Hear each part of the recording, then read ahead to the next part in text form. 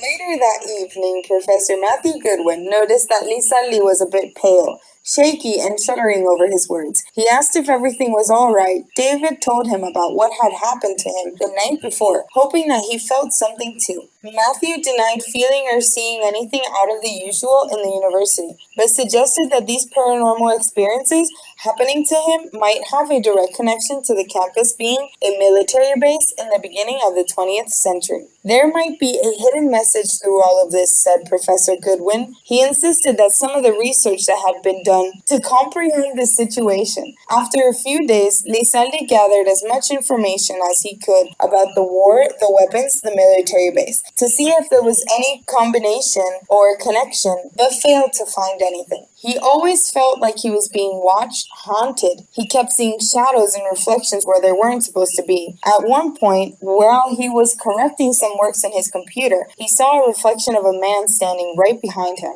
He turned around to greet him, thinking it would be a student who was there for help, but when he did, there was nobody. Feeling lost, misunderstood, and frustrated, he felt like he should talk to somebody closer to him. He went to go visit an old aunt, which he always felt like he could trust.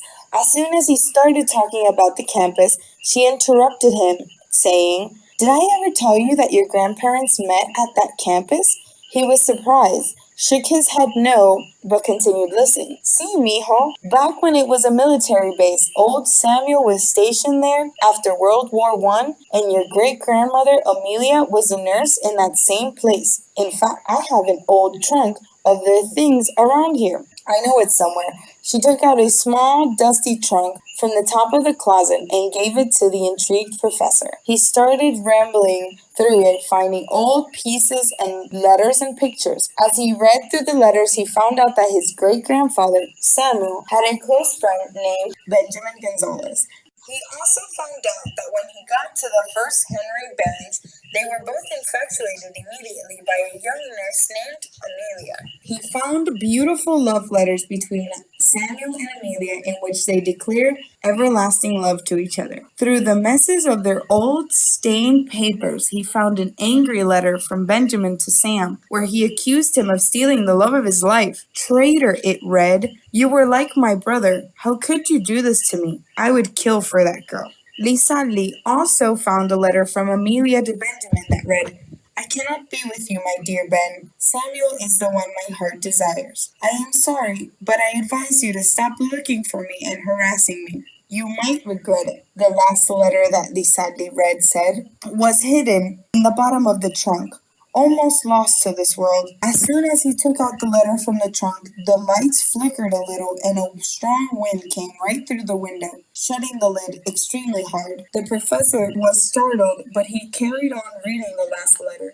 "Dear Sam," it read, "Benjamin hasn't written to me in months. I am greatly worried." It was from Benjamin's mother. The professor was confused, but after thanking his aunts for the information, he asked him if he could take that letter home. He agreed, but as he drove his way home, he wondered, why wasn't Benjamin writing home?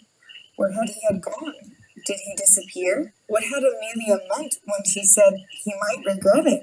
Lisa Lee continues his way home and finds himself lost in the music. He had finally found a way to get all this drama out of his head. He arrived normally and set all of the letters on his nightstand and continued that just like a usual Tuesday. Late that night, he decided to pick up the letters one last time and read them again. Shockingly, something changed when he picked up the letters.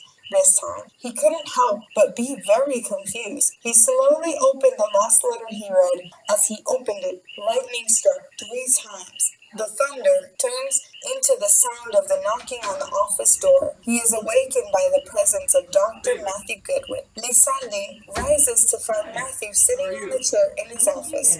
"Hello, Matthew. How are you?"